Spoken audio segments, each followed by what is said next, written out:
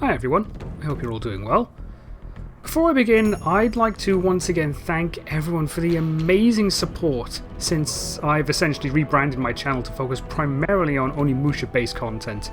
I'm glad to see that it's resonated with so many people, especially in regards to my timeline. Though I won't deny, I'm still a little disappointed at the mistakes and holes present in that video.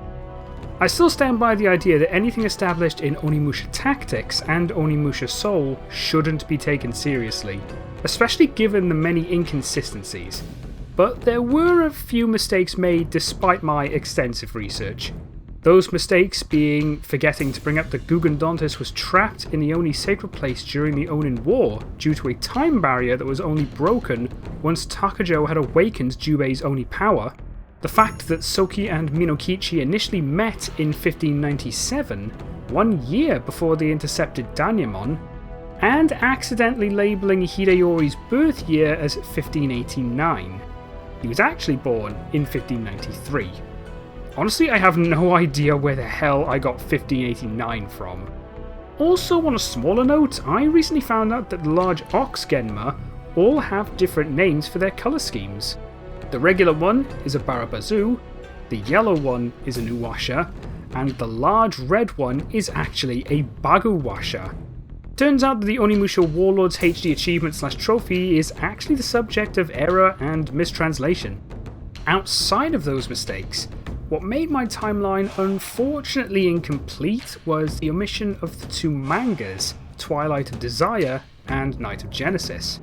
At the time, I was unable to get any detailed information on what the stories entailed, including being unable to find even untranslated scans. Since then, I have seen scans of Twilight of Desire, but it has yet to be translated into English, since the only scans available have only recently surfaced and are only in Chinese, so I just have a bunch of images without enough context. I have actually had a user in the comments section of one of my what ifs offer to have it translated, so I can hope that I'll be able to cover it soon. The good news, however, is that since then, I have finally managed to get my hands on volumes 1 and 2 of Night of Genesis, and let me tell you now, there is a lot to cover here. So, it's time to start filling the holes in my timeline as we cover both volumes. Volume 1 goes into detail of Soki's initial separation from Hideyoshi, and Akane's rise to becoming the most powerful Yagyu of her generation and earning the name Jubei from her grandfather, though these all occur as flashbacks, as the first few pages are actually of their first meeting in Suruga, the same meeting that occurs in-game. She labels Soki the Blue Demon and also calls him an evil spirit when he tries to talk her down, claiming that he must be the Blue Demon since nobody else wears armour like his. He notices her excellent technique, but angers her by calling her a kid, causing her to launch multiple kunai at him, though he is able to deflect them. As she lands and prepares her next move, Soki notices that she is performing what he calls a double Mukyu no Kunai, roughly translating to a double invisible position. As the fight continues, Tenkai is seen in Sawayama meditating when he is approached by Okuni, who is playing her shamisen to the nearby animals, which is a Japanese 3-stringed musical instrument, and he asks her how their plan is proceeding. Okuni is disappointed that he's immediately talking about work after having not met in a while, but reports that Hideyasu and Jubei have crossed paths, calling them two demons. As Tenkai realises that it is time to act, he comments that her shamisen is too popular, noticing that they are being approached by a Baguwasha. I will say that despite this being in black and white, we can tell that it's the red Baguwasha due to the skull symbol on its axe. Its ensuing attack scares the animals away, which annoys Okuni, and she offers to give it a special performance, pulling out her bladed fan, swiftly manoeuvring through it and cutting it down, quipping that she likely won't be getting a tip. Tenkai is left impressed at her display, and Okuni silently acknowledges that once Jubei and Soki meet, her role will end, and she hopes for Jubei to see her again once this is all over. At the same time, the fight between the two Onis ends with Soki's victory, much like in-game, and he compliments her skill despite her age and asks her name, to which she angrily responds again that she isn't a kid and that she carries the honourable name of Jubei Yagyu, given to her by her grandfather, leaving Soki stunned. This is where we cut to our first flashback, as we move back to 1596 when the Omen Star first appears, causing the Genma to once again emerge from the underworld and ravage the land, this time under the banner of the Toyotomi clan, which very soon leads to Hideyoshi's brutal attack on the mainland. Here, we cut to Fushimi Castle in Kyoto to find Hideyoshi having a meal with Hideyasu, Mitsunari Ishida, and Louise Froist under the cherry blossoms, with what appears to be a performance of music and dance in front of them. He compliments their elegance and beauty to Sakichi Mitsunari, to which he agrees, Sakichi simply being a nickname. Mitsunari further claims that the Daigo festival will likely even surpass the Great Tea Ceremony of Kitano as a result. Hideyoshi asks Hideyasu if he would be attending, but even after repeated prompts, Hideyasu remains angrily silent, and Hideyoshi comments on how undignified he is. He reminds Hideyasu that he is responsible for allowing his son to take the Hashiba name, ascend the Yuki house, and for raising him when his real father, Ieyasu Tokugawa, had abandoned him. He demands that Soki bow before him, and that they will return to the mainland to continue their worldwide conquest, but Soki, deciding that he would refer to Hideyoshi by name from now on, comments that he's changed, that the person he once knew as his father would never commit such senseless slaughter. As he quickly downs his sake, he further condemns Hideyoshi's usage of the Genma as the act of a coward as he draws his sword. Amused, Hideyoshi asks if Soki caught a glimpse of hell while in battle, and Soki angrily confirms, recounting the sight of many friends and innocents slaughtered. Deciding that Hideyoshi's death would end the nightmare, Soki lunges at him, only to be blocked by a noble wielding a large Zamba sword.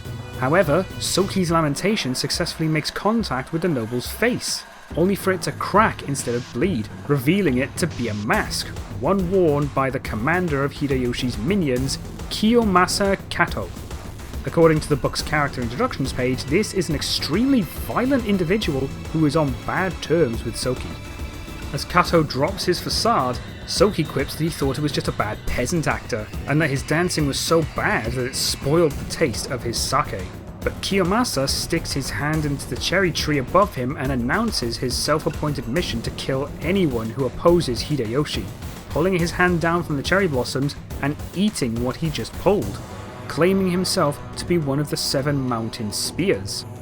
As you probably guessed, what he pulled from the tree and ate were in fact Genma insects, which increases his strength dramatically, and he immediately slashes towards Soki, who manages to dodge, though Hideyoshi is left stunned at the power Kiyomasa had displayed.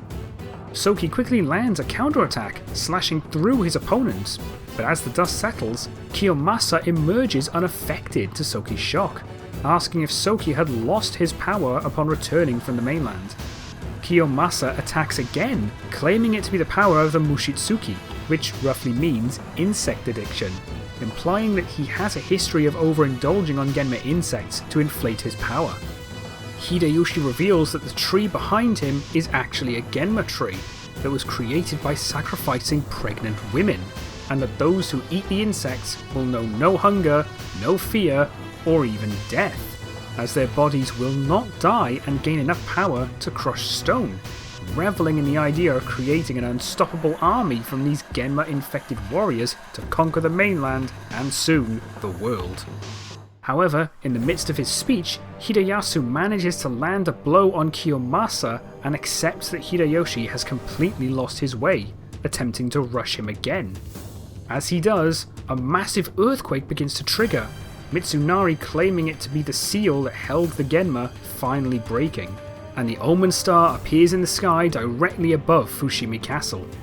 This only further angers Soki, but as he is about to continue his attack, he is forced to watch as the women within the tree begin to scream in agony as the tree suddenly catches fire, while at the same time is telepathically contacted by Tenkai, begging him to flee before he dies here.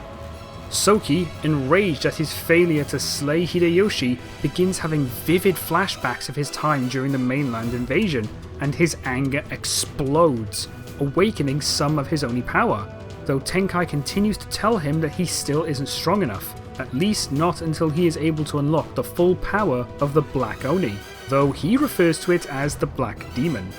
However, he claims that another Onimusha will be needed for him to do so. We then cut to a faraway village at night, where a young girl suddenly wakes up from a nightmare of her burning, only to comment that her right eye is still in pain and has been all day. She is revealed to actually be Akane, as someone from outside her home calls to her to ask if she's alright, to which she quickly affirms, though she still notices her significantly increased heart rate. Time for another cut, this time to a number of months later in Sakai. While it doesn't say exactly how many, I will assert that this is now early 1597, for reasons we'll get into soon. The townsfolk of Sakai notice a wagon sporting the Toyotomi crest passing through town, seeing that it is carrying cherry trees, though they chalk it up to Hideyoshi wanting the finest blossoming festival possible. So he's gathering the best trees from across the country. The cart is soon stopped, however, by a lone Hideyasu, who steps in front. Those escorting the cart demand that he move aside, claiming to be retainers to Hideyoshi, though they call him Lord Taiko, a name Hideyoshi gained in 1591 after he retired as regent. Hideyasu simply commands them to leave the cherry tree, or else he would cut them down. Angered, the retainers reveal themselves to be zombie warriors and threaten to cut him down instead as they attack, but Hideyasu effortlessly slays them one by one, with them fearfully identifying him as an Onimusha. With the Genma dead, he is joined by Minokichi as he burns the trees, who laments that it's the only way to be rid of them. This is one of the reasons that I'm labelling this as 1597, since that is the year that Soki and Minokichi apparently meet, though it's not the main reason. The townsfolk, terrified at Hideyasu's display of strength, note his ease at defeating Hideyoshi's soldiers, and upon seeing his blue armour, start to label him as the infamous Blue Demon, as well as the Oni of Ashes. At the same time, Tenkai notices Soki's actions as he approaches a village. Soki and Minokichi begin to leave Sakai, the former promising to burn his father's ambitions. Another page, another cut. This time we're at Yodo Castle, with Yodo herself commenting on everything she has for herself, including the castle itself, the Blossoming Festival, and even the expensive kimonos that she owns, though still finds herself sighing, which is noticed by a nearby Muninori, commenting that she is treated as if she is a mother to the people. Yodo, however, laments that the life of a concubine is boring, and Muninori suggests that she can be happy while her husband is healthy and busy, offering for her to become his partner instead of Hideyoshi's, but she brushes him off, claiming to also have a master. Muninori chuckles and offers to take her on what he calls a pleasure trip instead, which catches her attention. He claims to have a certain spot in mind, and Yodo comments that he should take his own concubine there someday. We cut this time to the Yagyu village, and a group of warriors are on the hunt for someone, frustrated that she was able to elude them and hoping to work together to defeat her, claiming her to be the most dangerous individual. This her turns out to be Akane, who drops from a tree branch above them and knocks out one of the individuals named Tasuke, quipping that it's quite tough being the popular girl. They all rush her in an attempt to overwhelm her, but she proves too much for them and emerges the winner, though notices how hungry she is after the battle and begins searching for food. In the village itself, an eagle notices someone mid-flight and flies down to perch on his arm, the man asking if he enjoyed the Yagyu skies, then asking a nearby man, Shoda, how long it has been since the children first went into the mountains. He confirms that it has been 5 days, commenting that those remaining will have reached their limit by now. The elderly man asks the eagle, who he names Sotenmaru, how the children are faring, but soon mentions that the creature listens but likely does not understand. It is revealed that this man is indeed Seki Shusai, as he wonders whether or not someone will be able to inherit his old name of Jubei, at which point he is approached by Tenkai, who initially calls him Jubei but quickly corrects himself, acknowledging that he goes by Seki Shusai now. Sekishusai recognizes Tenkai from long ago, and the monk confirms that it has been 24 years since they last met, which is the other reason I asserted this to be 1597, since 24 years prior would be 1573, the same year as Blade Warriors when Jubei and Samanosuke teamed up against Nobunaga. In the mountains, Akane is seen barely standing due to starvation, wondering how many opponents are left for her, only to trip and fall face first into the mud. As this happens, we cut back to when this ordeal began, which, as it turns out, is actually the battle for Jubei's succession. It turns out that the Yagyu deemed worthy of inheriting the name of Jubei is determined through this trial. All prospective Yagyus are sent to climb the mountains and battle each other, the last Yagyu standing being the winner. All possible tactics are permitted, but they may only use a single wooden sword, so as not to inflict fatal wounds on each other. Akane soon wakes up and notices nearby Oni lilies, a heavily scented flower that holds edible roots often used as rations during times of famine. She begins taking the chance to eat them, resolving not to let the other Yagyus defeat her, vowing to be the one to defeat Munenori as she remembers the massacre he committed. Meanwhile, Tenkai and Sekishusai continue to talk, with Sekishusai learning of Tenkai's new name as opposed to Samanosuke, as well as the rumours of his reputation as the Purifier. He acknowledges that the years have caught up to him, but comments that his sons and grandsons are studying in many countries, while Tenkai is still burdened by the destiny that he had chosen, seeing that the monk is actively opposing Hideyoshi and the Genma. Recognizing that Tenkai isn't here to reminisce with an old friend, the monk apologizes and makes a request, explaining Hideyoshi's ambitions and mentioning that one Oni has already stood against him, but another is needed, specifically the Oni who stood against Nobunaga. However, after a moment of thought, Sekishusai says that he would have accepted without a thought 24 years ago, but time has caught up to him now. He claims that he fought for someone once, but afterwards chose to abandon the power of the Oni in order to remain Yagyu, citing the reason as believing that an old man would only hinder the creation of the world, that the world has changed since Nobunaga's fall, and the Yagyu clan would be revived by its youth. As long as the power of the Oni remains, only the flow of time will remain unchanged, and that a new wind would guide them. This is something Tenkai clearly takes to heart. Back in the mountains, Akane is taking a moment to rest when she is ambushed by another opponent from behind, but she is able to meet his blade in time and gain some distance, recognizing him as Sukekuro, her final opponent.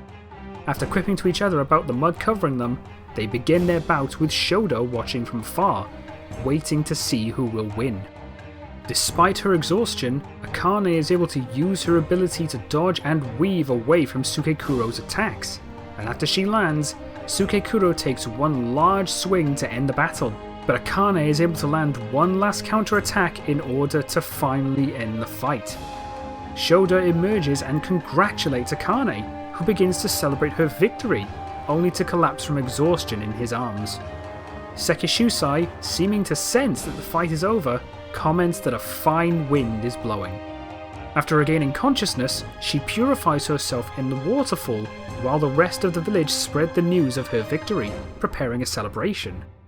After she finishes, she arrives to see her grandfather, and he officially confers upon her the name of Jubei, asking her to carry it with pride.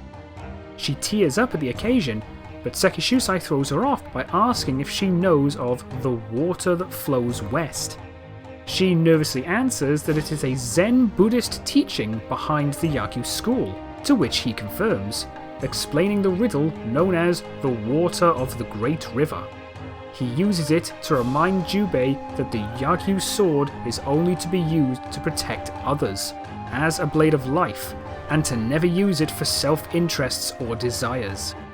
He tells of a Yagyu who once became the strongest of his generation, but broke their laws by using his sword for his own power and success, and left the village. Akane immediately assures her grandfather that she will not shame the sword of the Yagyu, and Sekishusai, with a satisfied look, encourages her to join in the festivities, telling Tenkai after she leaves that a new wind has been born. Tenkai begins to wonder whether or not it's a good idea for someone as young as Akane to shoulder the burden of being the next Onimusha, while Akane joins the celebration. On a cliff edge above the village, however, stands Munenori and Lady Yodo, the latter of which is intrigued that Munenori brought her to his birthplace, and decides that it would be rude to visit without a gift, spreading cherry blossoms through the air towards the village. With an army of soldiers behind them, Munenori revels in his return after 8 years, and claims to have returned home a hero, cackling into the night at his plans for the Yagyu. Tenkai seems to sense that something is wrong, and leaves Sekishusai to investigate, promising to return shortly. But as he leaves, Shodo rushes in yelling for Sekishusai. At the festival, an injured Tsukikuro limps towards Akane and the rest of the Yagyu before collapsing. Akane checks on him only to find him covered in scratches, and while he's beginning to get a bit out of it, Sekishusai is informed of an army invading Yagyu territory, despite only numbering at around 300 men. Worse, Shodo reveals that inhuman creatures are recognised among enemy ranks after the castle fell. Sekishusai realises that Genma are involved, questioning how they could have fallen into the enemy's trap. In reality, it would appear that the majority of the village has already been set ablaze. As both Akane and Sekishusai realise the gravity of the situation, he is approached from behind by Yodo and Munenori, the latter of which commenting on the scenery. While he mockingly greets his father, Akane's right eye begins to react heavily to his arrival, though she is still not accustomed to it yet, and she rushes back to the heart of the village with the rest of the Yagyus. Sekishusai accuses Munenori of attacking the village alongside the Genma, and claims that he abandoned the Yagyu and became a puppet of Hideyoshi, the latter of which being the only thing that Munenori refutes, claiming Sekishusai to know Munenori's reasons. Suddenly, Yodo throws herself into Sekishusai's arms, claiming to be overjoyed at finally meeting him, revealing herself to be the daughter of Oyu, something that deeply shocks him. She questions why the Yagyu refused to serve Hideyoshi, saying that if they would lend their Oni strength to him, this attack would not have been necessary. Sekishusai flatly refuses, but Yodo, while claiming it to be unbearable to become sworn enemies, states her wish to wed Hideyoshi, and she drops her facade and tells him that she will collect Sekishusai's head to resolve this impasse. At this point, Munenori draws his sword and slashes through his father before he can react, claiming that he has lived long enough. Akane and her friends reach the village to find it overrun with Genma, who have already burnt many of their homes and slaughtered a great number of villagers, and Akane's right eye further reacts, causing her increased pain, which opens her up to an attack from behind, which her two allies defend her against. However, when the would-be assailant's body falls to the ground, it is revealed to be another Yagyu who attacked them. At this point, Tenkai approaches and reveals to them that the cherry blossoms covering the area, the same that Yodo had spread previously, were actually Genma insects, realizing that some of the Yagyus had been infected and reduced to slaves of the Genma. He regretfully informs them that killing them is now the only option left in order to free them, as their hearts have been consumed entirely by darkness, encouraging them to either flee or fight. The other two Yagyus refuse to raise their weapons against those who were once one of them, while the pain in Akane's eye increases, eventually leading her to fly into a rage and rush a nearby Dordo, cutting it down as it's about to kill two other Yagyus, shocking those around her. Enraged at the Genma's attack, including those infected by Genma insects, Akane's eye begins to glow visibly red, causing the rest of the Yagyu to recognize it as the infamous Demon Eye, as well as Tenkai, who realizes that her despair and fury had awakened a fraction of her Oni power in a similar fashion to Soki, claiming that those with Oni power must lose all trust in humanity to awaken the greatest of powers, though he wonders whether or not she will be able to control it or simply fall into despair. Her Yagyu allies tell her to find Sekishusai while they fight off the surrounding Genma, to which she rushes off to find him. Tenkai remains to aid them against the Genma, but they are suddenly cut down by some nearby magic, which is revealed to have come from Yodo, who identifies Tenkai as the Purifier and binds him with her magic, not wanting him to interfere despite not impressing her at first glance. As for Sekishusai, it turns out that he survived Munenori's attack due to being body blocked by Shoda, who took the attack for him, clearly annoying Munenori. Shoda begs for Sekishusai to escape while Munenori decides that he wants to save her, killing his father rather than kill him with another step. Sekishusai is clearly angered at this point, giving his son a glare that Munenori recognises, causing him to cackle at the memory. He begins ranting about Sekishusai's old habit of repeating that he is the swordmaster that founded the Yagyu Shinkage Ryu style, while also giving Munenori that same glare at all times, and then grabs and lobs one of the many nearby candlesticks at him, claiming to have still not forgotten what happened to his mother. As the candlestick hits its target, Munenori quickly approaches and holds his blade at Sekishusai's face, readying himself to kill his father. But another candlestick comes flying towards Munenori, which he is able to block, and he demands to know who attacked him like that. It turns out that Akane had managed to arrive and attack Munenori before killing her grandfather, and realising that even Shoda had fallen to his blade, she announces her refusal to forgive her uncle. Munenori realises that the kid who attacked him is actually Akane, but she angrily responds that she isn't the same kid she was 8 years ago, revealing that she had inherited the name of Jubei from her grandfather, which Munenori chuckles at while silently noticing her demon eye. Unimpressed that she is now named Jubei, he zips behind her and grabs her by the head, casually throwing her behind him into some nearby furniture.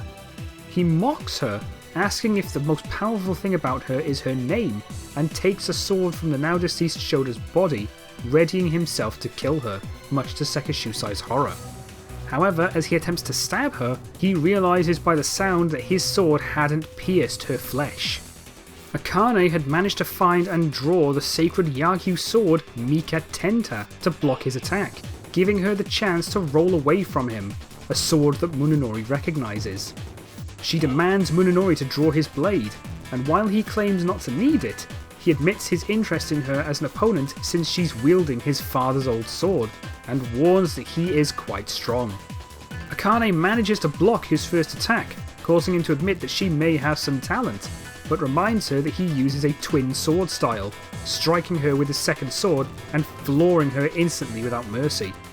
He calls her child's play due to her being raised in a cushy environment, but Akane responds by attempting to kick him, though he manages to catch her leg and angrily throws her to the ceiling. She manages to flip around and hit the ceiling feet first, ready to retaliate, but Munenori tells Sekishusai to watch carefully so he can watch her die, using a technique he calls instant striking cut. His attack lands, however Akane is untouched thanks to being body blocked by her grandfather, who refuses to allow her to be hurt. Akane is horrified as Munenori's blades pierce Sekishusai, and he asks her to take care of the Yagyu. Seeing this causes her demon eye to begin reacting further, which Munenori notices, until a pillar of light erupts from the building, something that catches the attention of everyone in the village, including Tenkai and Yodo, the former warning the latter to investigate in order to check on Munenori, who Tenkai calls her husband. As he notes, it turns out to be erupting from Akane's demon eye as an awakening of Oni power due to the explosion of anger at Munenori's attack against Sekishusai, claiming that the time of the awakening of Onimusha Jubei Akane Yagyu is at hand, who in a fury uses her new power to completely demolish the building that they're in. Munenori is actually impressed at this new power, though mocks her for destroying her own home, saying that it bodes ill for potential marriage prospects. Sekishusai, still somehow alive despite being impaled, grabs Munenori by the waist, hoping to take him down with him. Munenori refuses, however, and draws his own second sword, stabbing his father again, Akane menacingly demanding him to leave her grandfather and face his death. But Sekishusai instead positions himself behind Munenori and lunges himself into his back, further impaling himself in order to strike Munenori with the hilts, a technique of the Yagyu style called Abaraisan, something that he never taught Munenori. He then uses a secret Yagyu technique called Mutatori Tai, which has him position himself as close behind Munenori as possible to prevent him from retrieving his blades, allowing Akane to strike them both undefended, which he immediately orders Akane to do. Meanwhile, Yodo begins laughing at the prospect of Munenori being in any danger, claiming that a single Onimusha would be too weak to defeat him. Tenkai disagrees, but Yodo asks what he could possibly do about it while bound by her magic. Tenkai, however, claims that he had bought enough time keeping her busy, and immediately breaks her spell and frees himself, shocking Yodo. As this happens, a Tengu feather falls nearby, and a pillar of light appears behind Tenkai, from it emerging a young girl who is annoyed that she was called before she could sleep, throwing what is revealed to be his only gauntlet towards Tenkai, this person turning out to be Arin. Tenkai thanks her and tells her that she can go home now, shocking her that she was only needed for a delivery and asking if she needs to be more useful. But Tenkai half-heartedly promises to bring her a souvenir later to convince her to return home and sleep. She immediately changes her tune and agrees, warning Yodo that she is in deep trouble if Tenkai is actively using his gauntlet, a gauntlet that Yodo fearfully recognises. At the now destroyed Yagyu household, Sekishusai continues to order Akane to attack him and Munenori, but her rage-awakened Oni power leaves her unresponsive until he is able to remind her of her mission, why she fought for her name, and who she truly is. With a tear in her eye, she confirms her identity as Jubei Akane Yagyu, the strongest Yagyu swordsman, while Tenkai identifies himself as the Purifier to Yodo, striking the gauntlet with his stave and using an incantation to create a massive circle of light to spawn beneath them, a spell he uses to purge the Genma infestation from the possessed Yagyu. Akane rushes both Munenori and Sekishusai as this happens and strikes them both with full force, and both he and Yodo are defeated at the same time. Sekishusai praises her strength and he collapses alongside Akane and Munenori, while Yodo witnesses a possessed Yagyu be purified by Tenkai's magic. Unfortunately, Munenori is the first of the three Yagyus to get up, claiming that Akane had failed due to not yet understanding the power of the Demon Eye, but before he can kill her, Yodo telepathically contacts him, telling him that her body can't handle much more battle, and ordering him to return to Fushimi Castle, strongly hinting that this has most likely been Ophelia in disguise from the beginning.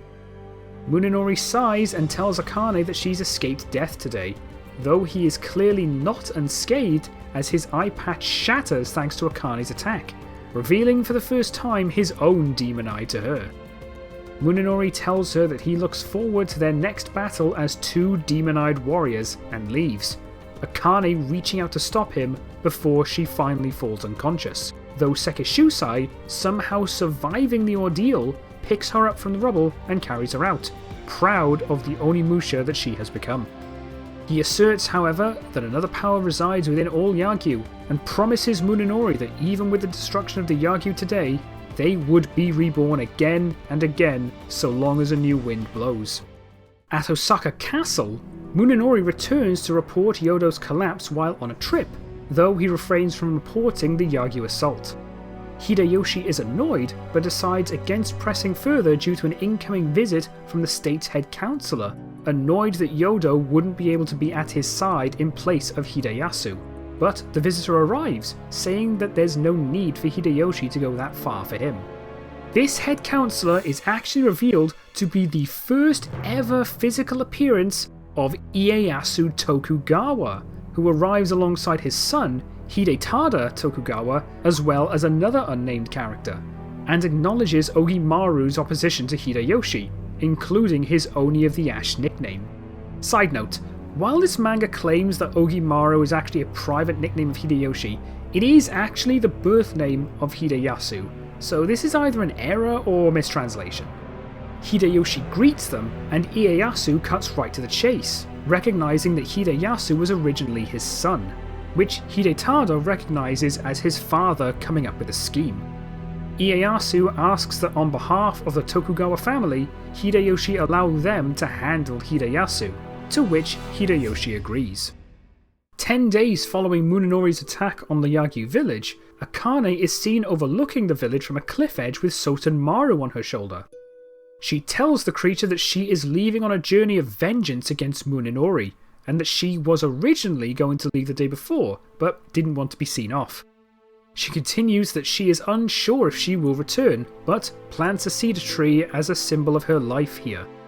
She asks Sotenmaru to watch the Yagyu in her stead from this tree. Sekishusai from within the village with Tenkai hopes that she will succeed and return to the village someday. Tenkai, realising that a second Onimusha has been found, finally accepts that the time has finally come to rise against the Genma, hoping that fate brings Soki and Jubei together. Back in Sakai, Soki, still watching the convoy of trees burn, asks Minokichi where to find the next cherry tree. Minokichi tells him that according to the Mino clan's information, the next tree is in Osaka, which Soki finds quite convenient, wanting to pay Hideyoshi a visit as well, and quipping that they should bring him the ashes of burnt cherry trees as a souvenir. The volume ends with both Soki and Jubei getting ready to set off on their journeys towards Osaka. And that's it for volume 1. Quite a few revelations in this manga alone, aren't there? I think what caught my attention the most was how Akane managed to inherit the title of Jubei from Sekishusai. Until now, we had no idea as to what kind of trial she went through to earn it. But thinking about it, it does kind of make sense. To be deemed worthy of such a prestigious title, you'd need to be more than just a talented swordsman. The mounting competition tested their strength, speed, endurance, and their intelligence to see who was the master of them all. It was nice to see another meeting between Sekishusai and Tenkai too, though I'm honestly quite surprised to learn that they hadn't at all met since the events of Blade Warriors. You'd think that they'd have some form of contact, especially considering that here they act like they're long-term friends, but I still appreciate seeing it happen. Then, of course, there's the back and forth between Munenori and Yodo, who I'm about 99% certain is actually Ophelia by this point. I think what I appreciate about this is that it kind of shows where their own loyalty to each other came from. I'm of course referencing the scene in stage 16 of Dawn of Dreams, where Ophelia is seen protecting Munenori after his defeat at the hands of Jubei, so it's nice to see where that developed from. Speaking of Munenori, this volume finally gives us a fairly solid time frame for Munenori's massacre of and separation from the Yagyu, occurring at around 1589, 9 years before he first appears in Dawn of Dreams, making him around 18 years old at the time. It has also confirmed what I imagine some had suspected, that Munenori was, in fact, deemed the strongest of his generation. And though it is never specifically mentioned that he earned the title of Jubei, given that it is mentioned at the same time as Akane's ceremony, I'd say that he had either earned the name already or was about to be officially named before he decided to abandon the Yagyu. Either way, I love that we have more solid info on all this stuff. But we aren't finished yet.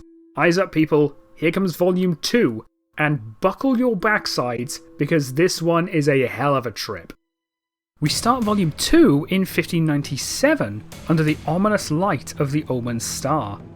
Another cart is transporting cherry trees through the night, but we also find Soki resting on top of the cart, going somehow unnoticed by Hideyoshi's forces as they make their journey. How? Eventually, they reach a castle in order to store it, and Soki speaks up, calling attention to himself now that they've arrived, deducing that this is the rumoured castle that was destroyed by the Genma, now repurposed to store cherry trees. He asserts that he will be taking the trees, causing the nearby Genma to question his identity, but after initially mocking his decision to take Hideyoshi's trees, a present Genma general notes Soki's armour and recognises him as the Oni of the Ash. Thinking that this is their lucky day, he orders the surrounding Genma to attack, planning to make Soki's head an ornament for the trees, but Soki, noting that his reputation has significantly grown lately, prepares to fight back. However, he finds that his sword is missing, so he calls Minokichi to bring it to him, to which the young Mino appears with lamentation. Before he is able to reach Soki, however, the Oni is completely dogpiled by the Genma, God of War 3 style, much to Minokichi's horror. This ends up proving pointless as an eruption of Oni power appears below them, and Soki, now in his impure black Oni form, immediately tears through the Genma, ending the attack by cleaving the general in half as it calls him the Black Demon.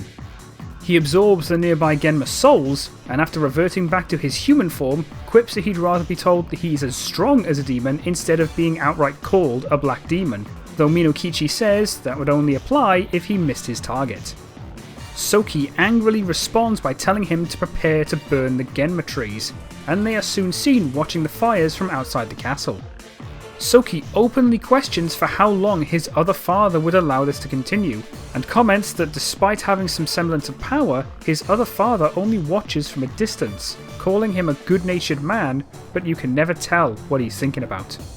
Minokichi asks who his other father is, and Soki says that he's like a sneaky raccoon. We then cut to Kyoto, and we get our first view of the Tokugawa family house, known as the Jurakudai Palace.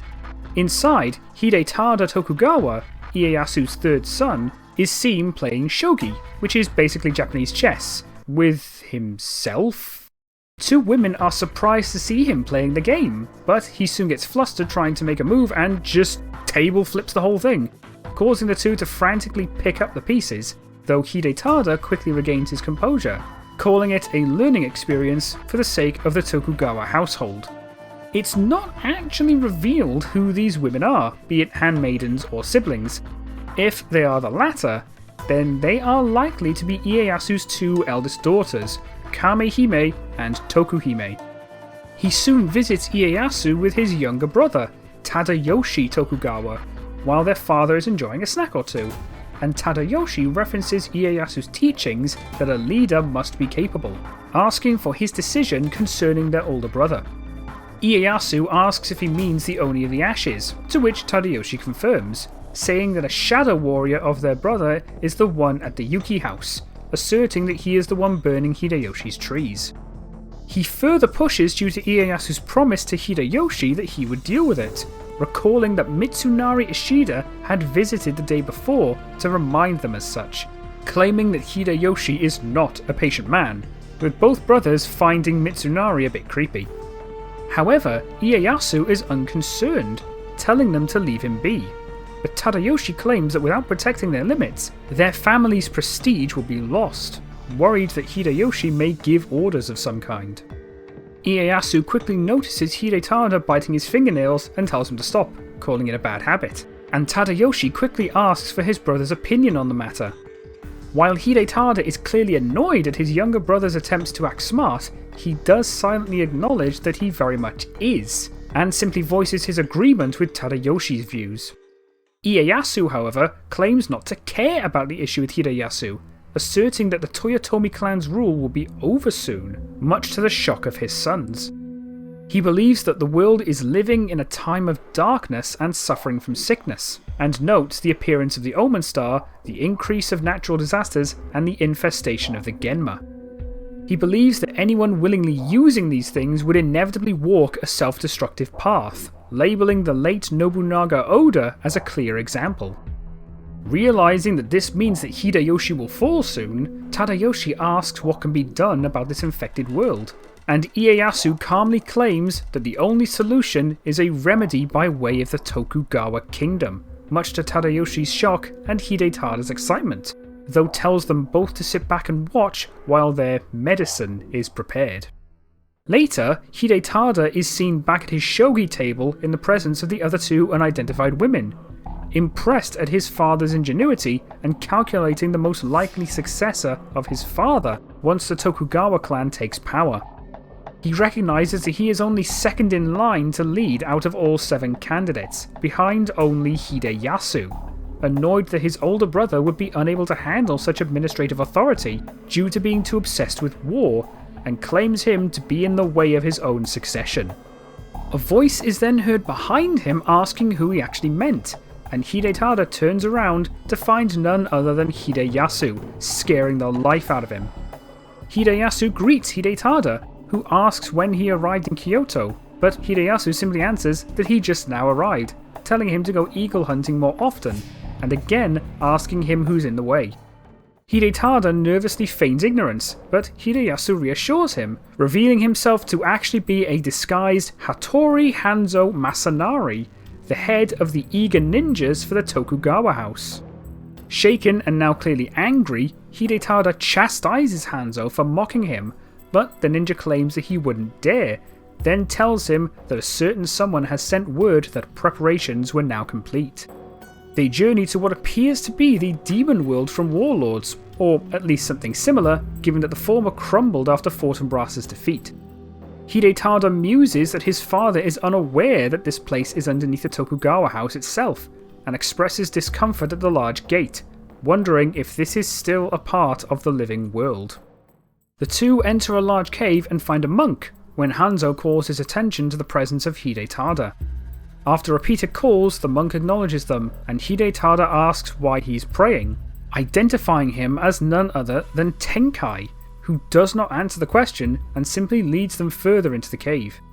After a while, Tenkai asks Hidetada if his presence means that he has made his decision, and Hidetada quietly and nervously confirms, with Hanzo more brazenly noting that in these times, nobody will notice if one or two successors die. Hidetada tells him not to be so loud, but Hanzo notes that nobody else is present. And when Hidetada finally accepts that nobody can hear this, he demands the death of Hideyasu for the sake of his house, at least after correcting himself from it being for his own sake. With that confirmation, Tenkai leads them to the end of the cave, allowing him to borrow a treasure that he had recently found.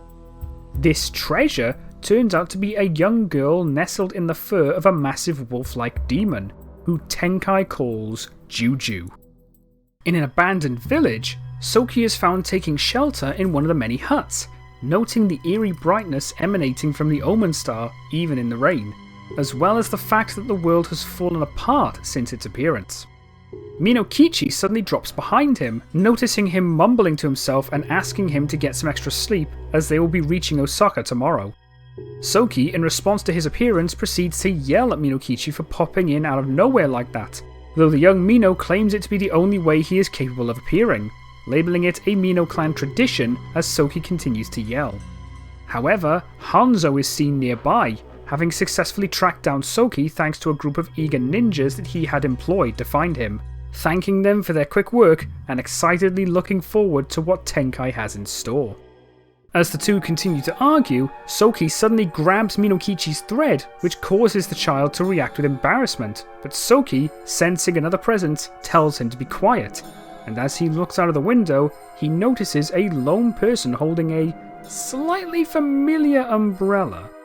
Confused at seeing a lone person within a deserted village, their shelter is suddenly splintered around them as it is attacked by the large wolf Genma from earlier, though they both manage to escape relatively unscathed, with Minokichi simply left dizzy at the commotion. Soki, initially joking about asking what brings such a guest to them, expresses clear annoyance that it destroyed their shelter, but the beast quickly launches itself at him, barely fast enough to draw his sword and block its attack. His shelter further shatters, causing Soki to fly out of the window, though he does manage to land on his feet outside, with the Genma holding his sword in its mouth. Soki, realising just how powerful it is, politely asks for it to return his sword, noting that it's clearly not simply looking for food, given that it seems to be simply looking for an opportunity to strike rather than relentlessly attacking.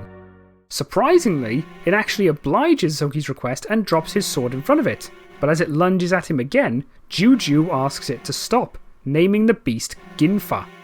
The beast immediately stops in response, and Soki finds Juju watching them from a tree, asking for her identity as Ginfa retreats to a nearby rooftop. After a moment of silence between them, Soki gets a better look at her, only to notice that she appears to be merely a child, though also recognises her to be the same presence that he sensed earlier. She recognises him as Hideyasu Yuki, and he asks who she is in response, as well as how she can command Genma, but Juju simply drops from the tree and says, "Die," launching a myriad of chains wrapped around her body in an attempt to skewer him, each with a blade attached to the end. As she softens her fall using her umbrella, she hears Soki quip that the end of the world must be here if a child is swinging blades, though notes that she's no ordinary kid since she can enslave a Genma, Juju turning to find Soki hanging from the same tree that she was initially perched on. She silently launches her chained blades towards him, and Soki falls from the tree as the branch that he had been hanging from snaps from his weight. As he falls, she rushes towards him and opens her umbrella, revealing a familiar eye in the middle, and extends a blade from it to pierce his face, which successfully makes contact, much to Minokichi's horror. However, he simply asks if she's finished, revealing that it only made contact with his sword, Soki clearly having managed to block it. He quickly disarms her, leaving her laying on the ground at his mercy, and he asks her if Hideyoshi had ordered her to kill him, but she remains silent. Seeing that she is unwilling to talk, he readies himself to deal the final blow, though Minokichi tries to talk him down due to her being only a child, but Soki says that he simply doesn't care. He claims that it doesn't matter if his enemy is a child these days, only that if you point a blade at someone, you need to be ready to be cut down. Soki calls her unlucky, noting that she was easily outmatched, but then sheathes his weapon, telling her that he has no intention of killing humans, simply telling her to go home. He and Minokichi begin to leave her, though he can't help but wonder why such a young girl would be fighting on the side of Hideyoshi. But as they leave, she slowly mutters to herself that she is not actually human as Ginfa approaches her. She soon hears a voice saying that Tenkai had tricked him, that voice coming from Hanzo, and Juju quickly realises that he and his eager ninjas have her and Ginfa surrounded, with Hanzo expressing disappointment with her failure since the monk had apparently treasured her significantly, identifying her as a human Genma hybrid. He does call the encounter a close call, however, though clarifies that it's not because Soki had almost killed her, but that she could have name-dropped the Tokugawa family as the ones who put her up to it, telling her that if she hadn't remained tight-lipped about them, then he would have tortured her to death. Regardless, he prepares to bring her back to the monk, saying that it doesn't change the fact that she still failed, but slowly and quietly, Juju says that she no longer wants to return. This only angers Hanzo, who grabs one of her pigtails and asks if she wants to go back to the life she had before, when she was nothing but a toy for humans. It's not specifically said what she actually endured, whether it was extreme physical abuse or worse, only that what she did go through was likely extremely traumatizing. Ginfa at this angrily approaches Hanzo in Juju's defense, but Hanzo warns the Genma of the monk's potential punishments if it tries to attack him, and he walks away demanding his ninjas to bring her back with them. Seeing them all reach for her to drag her back, however, triggers a flashback of the aforementioned time of her previous life, and in response, she finally decides to retaliate, using her chain blades to skewer the ninjas before they can grab her. Hanzo turns around in shock, and as he is about to retaliate, realizing that all of his ninjas have been killed, Juju zips past him and mounts Ginfa, the Genma dashing off into the night and escaping Hanzo, who initially orders his men to follow, only to quickly remember that he is the only one left alive. Juju mumbles to herself once more atop Ginfa that she isn't human, and disappears from Hanzo's sight. The next day, Soki and Minokichi take in the clear skies as they approach Osaka Castle, preparing to make a final assault on Hideyoshi. We cut this time to another village, though this one clearly populated, as a twin-bladed warrior has managed to defeat every man in the village almost effortlessly, sporting clothing with an Oni kanji on its back and calling the village warriors pathetic for their easy defeat. The next day, Jubei is found resting under a tree, clearly having gone a while without food and struggling to get used to surviving on the land for such a long period of time. She reminds herself of her task to kill Muninori and gather information on his whereabouts in Osaka, but notices a large number of sasankwa flowers planted nearby, hoping them to imply that a village is also nearby. She is suddenly accosted by a pack of wolves, but before she can prepare to fight them off, she is rushed from behind by someone calling her an Onimusha, though Jubei is able to effortlessly block the attack and question her attacker's identity. The attacker, however, accidentally loses grip of her weapon, causing it to smack Jubei in the head by the hilt. She is soon taken into the nearby village and told of the legends surrounding its hot springs by her would-be assailant, Kuina, as well as her wolves, claiming that one rinse will cause one's form to shine, while 2 showers will cure 1,000 illnesses, then asks Jubei how her injuries are healing. Jubei, having been supplied with food as an apology for the confrontation, responds by demanding another bowl. Another individual present, revealed to be Kuina's father, obliges and notes how much she seems to like their porridge made from the salt in their spring water, as opposed to the Yagyu who import it from Akaho. Jubei shows clear annoyance at the encounter, revealing it to be a case of mistaken identity, and Kuina apologizes, with her father telling that her vision has become weak in recent times, and assuming Jubei to be the hoodlum that attacked their village, something that catches Jubei's attention. He tells of a man who requested a duel with every man in the village, only to effortlessly defeat them and return to the mountains, though they fear that he will soon return. Jubei remembers Kuina mentioning an Oni during their initial encounter, and the unnamed father tells her of a user of the Nito Ryu that calls himself the Onimusha.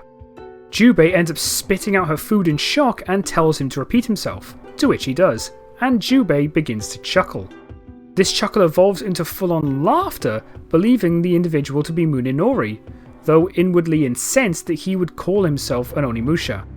After calming down, she asks where to find him, offering to defeat him herself, only for Kuina to refuse, believing him to be too strong for a child.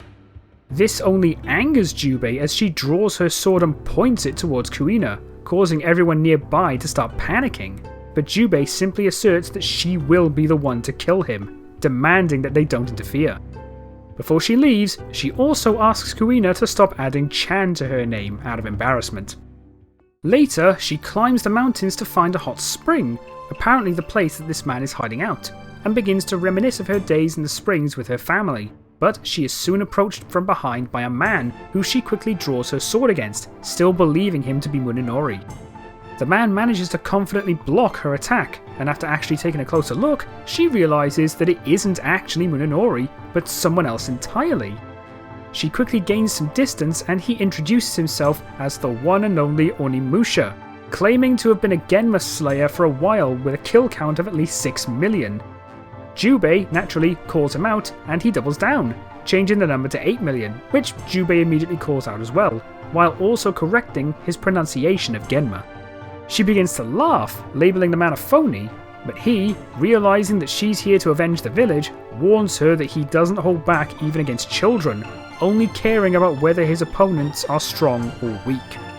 He attacks Jubei, threatening a punishment of 10,000 deaths for mocking an Onimusha, and the two begin their fight, with Jubei launching a volley of kunai at him. He, however, uses a self-made Onimusha special technique Whirlwind Circle to successfully deflect them, but Jubei begins taunting him as she zips behind him. In the village, Kuina, still attempting to tap into her vision and hoping that Jubei is alright, suddenly begins to sense something, while during the battle, Jubei manages to land a kick into her opponent's face, only to find it entirely ineffective. Kuina senses a presence near the village and rushes to warn them, while Jubei's continued attacks also prove useless, noting that her foe's body is almost like steel. Gripping her hand and foot, he manages to restrain her, and believing that she's a boy, asks if she's popular with women. He then says that what matters in a deathmatch isn't a person's sword technique, but simply the last man standing, throwing her into the air with extreme force before landing into the spring. He starts to gloat that this is the power of the Onimusha, and notes that if she had hit solid ground, she would have likely died on impact, extending his hand to her and calling it a good match, clearly having gained a level of respect.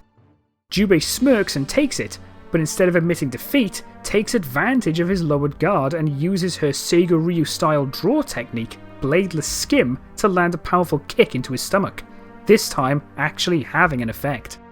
He is left angered at her apparent dishonour to repay a favour with revenge, but she claims that he did her no favours, angrily refusing him when he claims that she could have become his apprentice.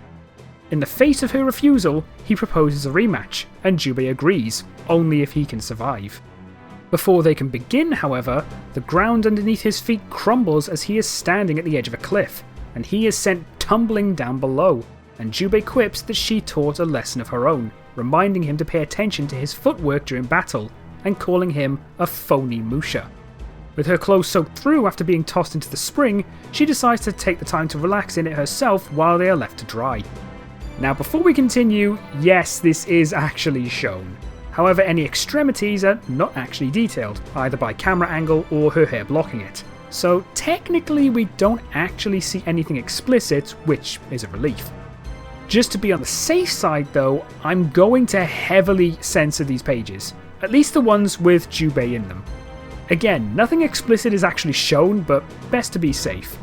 Honestly, this caught me way off guard when I first read through this, so much so that I wasn't sure I could cover it. But here we go. While relaxing, she questions why he called himself an Onimusha, while also still annoyed at calling her a kid, but he manages to climb back up and begins rummaging through her belongings, noting her expensive looking sword before finding her family scroll. She demands him to drop it, but he refuses, hoping to use it to find out her identity, reassuring her that he at least isn't planning on stealing it. He is left stunned, however, when he sees it to be an authorization document confirming that she holds the title of Jubei Yagyu, as given to her by Sekishusai Yagyu. He initially believes it to be fake, but Jubei, now utterly furious, attacks him and demands it back, saying that her grandfather gave it to her. Now a bit on the nervous side, he attempts to ask her a question, but she rains even more kunai down on him. He manages to dodge them and compliments her speed, but he is able to cause a rock fall above her, naming it the Earth Storm Hammer technique. Jubei is unfazed, however, as she uses a Seigo Ryu technique of her own, unleashing an upward swallow kick with her bare feet, breaking through the falling rocks, with some of them landing and breaking on his head, though he remains unaffected. He questions her identity again, and she confirms that she inherited the name of Jubei from her grandfather, but he asks if she's joking, clearly unable to accept that a kid has taken the name of the Onimusha who stood against and defeated Nobunaga. She jokes that he actually knows something, but he is driven to anger at the thought, brutally attacking her with enough force to crack the earth as his sword strikes the ground. But Jubei is able to dodge his assault, retaliating with a Seigo Ryu technique, a 6-point slash called Sakura Flurry, recognizing that a single hit wouldn't be enough to defeat him. She is impressed, however, that her attack still wasn't enough to knock him off his feet, though he is clearly heavily injured by the attack. He stands by his claim as an Onimusha, though is significantly more angry that she doesn't believe him, but finally has the chance to take a closer look at her, and is left horrified that she is actually a girl, finally fainting in classic anime fashion at the revelation, though he is more focused on the embarrassment of losing to a girl. Pitying him, she agrees to call their fight a draw, but soon overhears a familiar sound nearby, which turn out to be Kuina's wolves, who are clearly heavily injured and sought her out for aid. Thankfully, we can end the censoring here as we cut back to the village as it is being overrun by Genma, with both Jubei and her former foe recognizing them, though she hits him again for his constant mispronunciation. Jubei readies herself to fight them, but he tries to stop her, reminding her of their immunity to human weapons, while also asserting that there are too many for the two of them to handle alone. This only further confirms for Jubei that he is not a real Oni, and she prepares to fight regardless. As Genma are seen chasing down fleeing villagers, Kuina is seen helping others escape, though is forced to body block another villager from a Genma's attack. As one would expect, Jubei swiftly cuts it down and begins slaying multiple Genma in quick succession, leaving the other warrior completely awestruck, claiming upon seeing her actually kill them that his dreams have finally come true. Jubei, however, turns her blood-stained head to reveal an almost sinister smirk, which begins to scare Kuina and the other villager, who aren't even able to recognize her as a result. But as another Genma attacks, the warrior jumps in and actually manages to down it, before slapping Jubei to the ground and chastising her for smiling while being showered in blood. He tells her that if she's going to fight, then to do so like she isn't insane, finally acknowledging her identity as Jubei. This surprises Kuina, though she is quickly ordered to flee the village by this new warrior while she has the chance, only for Genma meteors to begin falling around them, forcing them back to back with each other. They find themselves surrounded by Genma, and Jubei asks if he's trying to redeem himself for attacking the village, but he tells her not to dishonor the Jubei name by tiring out this fast, while also claiming not to care about saving the village, simply calling it the job of Onimusha to slay Genma. Jubei again reminds him of their immunity to human weapons and demands for him to prove his claims, and they begin to fight back against the Genma. Here we see an inner monologue of his past, mentioning that the first thing he learned as a child was that he had no friends or family to help him, and that the second thing he learned was that only the strong survive. As his life went on, he learnt rumours of 2 Oni warriors, clearly alluding to both Samanosuke and the previous Jubei, and deciding that he wanted to become an Onimusha like them so that he would be strong enough to endure any hardships. But he laments that he did nothing more than screwing up in their presence, labelling his strength as a dream or an illusion. However, focusing on the strength of his heart, while he isn't able to slay it, he is able to floor the nearby Dordo threatening Kuina, deciding that if he can't kill the Genma, he can still smash them to pieces, and the two continue to fight off the rest. By the next morning, the village is shown to be free of Genma, though he is nowhere to be seen. Jubei prepares to leave and continue on her journey, though Kuina apologises that the rest are now terrified of her after her display of savage strength against the Genma, though Jubei is unconcerned about it, understanding that their fear comes as no surprise. She also says that she doesn't do well with goodbyes without getting a bit embarrassed. Before she leaves, Kuina gives her a necklace with a sasanqua flower, hugging Jubei and thanking her for her help. After leaving the village, she wonders where the other warrior went, but quickly dismisses that thought and pulls out a rice ball, ready to eat, only to notice him sitting under a nearby tree, shocked that he actually managed to survive the Genma attack. He says that he isn't so easily killed and asks where she's going, and knowing that she is looking for someone, suggests gathering information in Osaka to the north, declaring his intention to travel with her.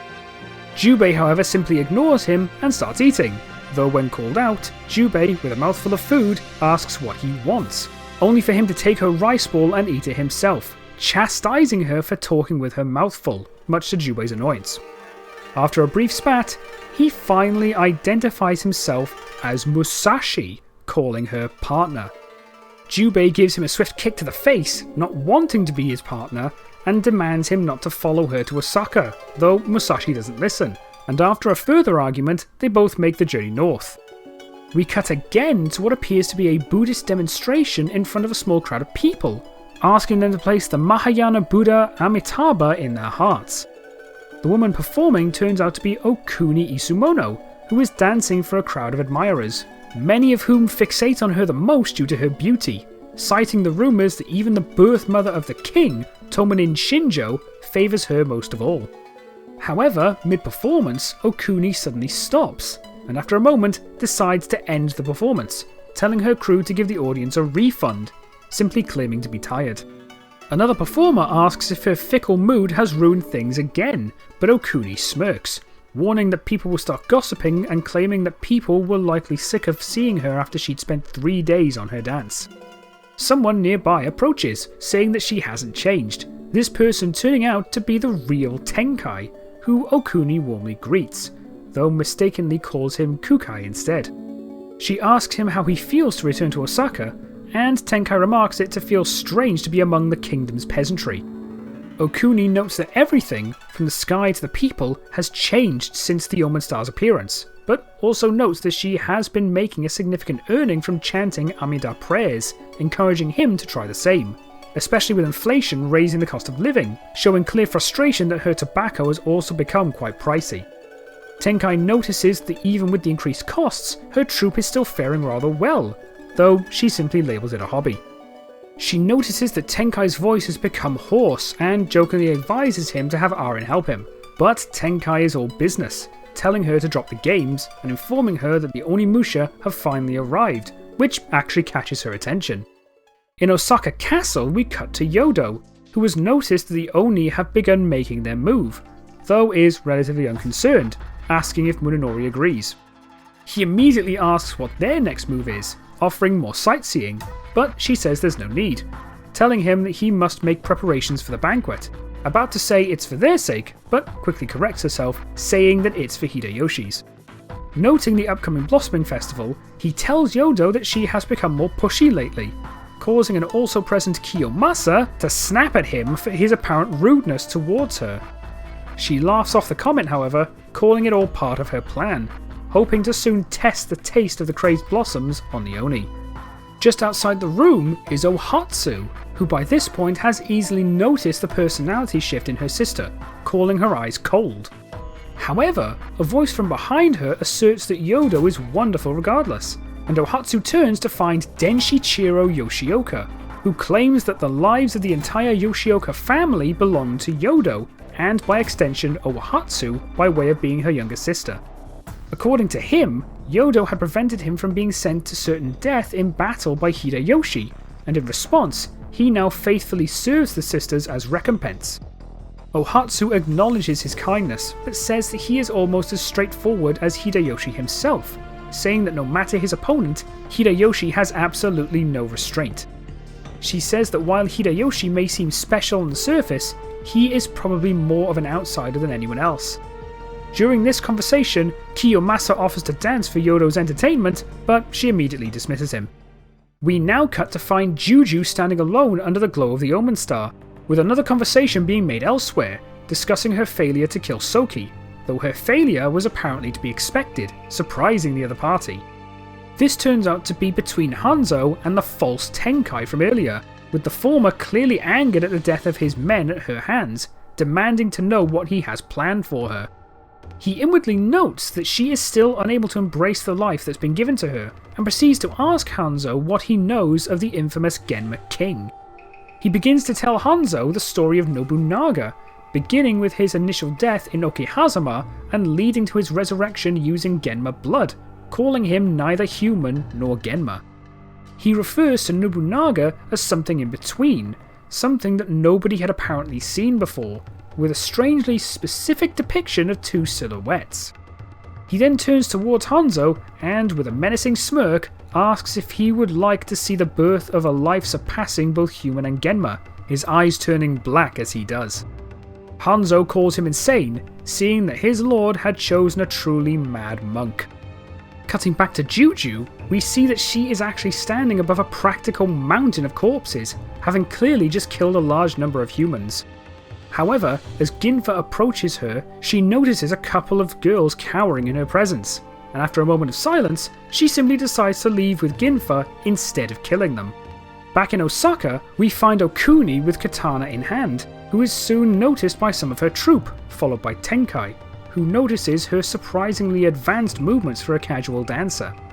He inwardly notes that the Kamo riverbank has been a place of purification that divides life and death since ancient times, causing no one to even attempt to conquer it. He then calls Okuni extraordinary for being able to dance here without any fear, saying that they cannot win without her power. He finally decides to cast away all doubt and become directly involved once again, donning his red Oni mask. Meanwhile, somewhere else in the city, we find Soki pass by Jubei and Musashi without acknowledging one another, though Soki senses something briefly, while Jubei's demon eye reacts a little, but neither are able to figure out why or trace the sensation back. Soon, a light begins to erupt from the Toyokuni research facility, reported to Hideyoshi by Mitsunari, and Hideyoshi, calling the flowers beautiful, sees this as the first step to the Toyotomi clan's world domination. Everyone in Osaka notices the light, and the volume finally ends with it flying from the facility and meeting with the Omen Star. And that concludes Volume 2 of Night of Genesis. My word, we have a lot to cover, don't we? First, let's have a look at the new half-demon Juju. Obviously, as alluded to earlier, her umbrella is incredibly similar to the one wielded by Juju Dorma, which is an obvious connection based on her name. What we saw near the end, however, were two silhouettes when describing the birth of a human-demon hybrid. Now, those of you who've played Blade Warriors may actually recognise one of the silhouettes, but for those who don't, this is actually a silhouette of Juju Ran, a younger version of Juju Dorma herself, potentially making the young Juju her daughter. As for the human father, I'm actually going to argue that it is in fact the monk that was posing as Tenkai, calling her his greatest treasure. I would like to see where her story goes next, but unfortunately, I don't think she ever makes another appearance, including in Twilight of Desire, which is a bit of a shame. Then, of course, we have the new companion for Jubei in the form of Musashi. Ignoring the slightly not safe for work scenes, I'd say that this is quite likely to be Musashi Miyamoto for more than one reason. For one, he wields twin swords similar to his non-canon appearance in Blade Warriors, which this volume is clearly taking quite a bit of inspiration from. But more importantly, he is historically not actually an adult by this time. In fact, he is actually around the same age as Akane, being born at around 1584, and is known to have won his first duel at age 13 against Arima Kihei, a duel which ended with Musashi beating his opponent to death. This is primarily sourced from the Hyoho Senshi Denki, which translates to Anecdotes about the Deceased Master. Sorry, another history lesson done. Still, it's cool to see Musashi's origins within Onimusha, and I'm quite looking forward to seeing how it follows up to the upcoming Netflix anime. Finally, there's one other thing I'd like to cover that may have been missed by a couple of you. That being the final scene in the volume and the potential timeline contradictions surrounding it. This scene, at least to me, is clearly mirroring the opening cutscene of Dawn of Dreams, with a masked Tenkai facing down Mitsunari/Claudius as the Dark Stone in the Toyokuni research facility begins to activate. This would explain why Soki is in Osaka the next day when the Genma flood the destroyed city, though not why Jubei is nowhere to be seen. What bothers me a little more, however, is that this volume asserts this to be in 1597. However, in-game, it's shown to be 2 years prior to his confrontation with Danyamon, which would make it 1586. Honestly, I'm probably just making a mountain out of a molehill, but discrepancies like this bother me way more than they should. I'm actually going to say that because of the extra details, the manga is correct as opposed to the in-game explanation, meaning that Soki had already met Minokichi before Stage 1 of Dawn of Dreams. With that, we've finally covered all of Night of Genesis. All that's left now is to wait until Twilight of Desire is fully translated, and then we will have finally completed our full coverage of the Onimusha lore. My apologies once again for the censorship made in Volume 2, but I'm sure you understand all things considered. Regardless, I hope you found this as interesting as I did. Thanks for watching everyone, and take care of yourselves. Danish, out.